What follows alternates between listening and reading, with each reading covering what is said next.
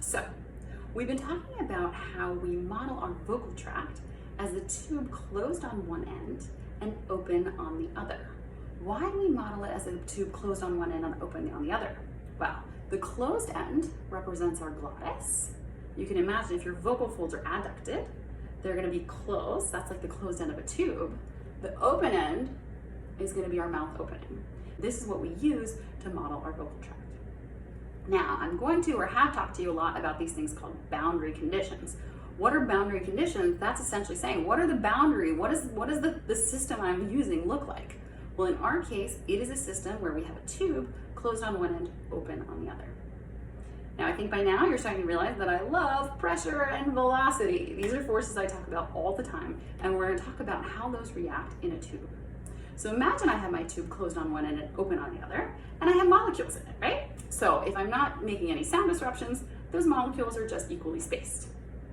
Now, where do you think that pressure can potentially build up the most in this system?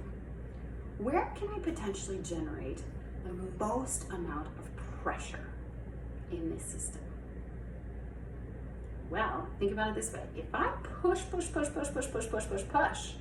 where am I going to create more pressure? I'm pushing. Where do you see higher pressure? Where do you see less pressure? Higher pressure on the closed end, right? Particles have nowhere to go. And so when you are at the closed end of a tube, that area has a potential to generate a pressure maximum because molecules can get pushed in there and have nowhere to go. Now, when I pushed all those molecules in there and they have nowhere to go, how's velocity looking? Nobody's going anywhere, right?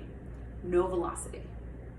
So, due to the boundary conditions of a tube closed on one end and open on the other, at the closed end is where I can have a pressure maximum and a velocity minimum within this system.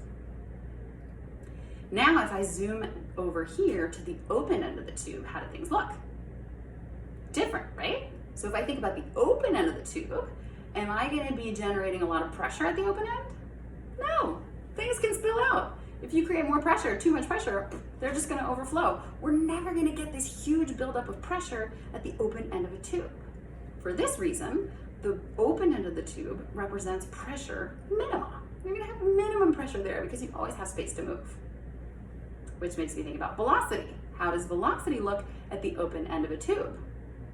Huge, right? I can have a particle that flies. There's no limitation, there's no boundary. Things can fly out. So at the open end of the tube, I can have the potential for a velocity maximum.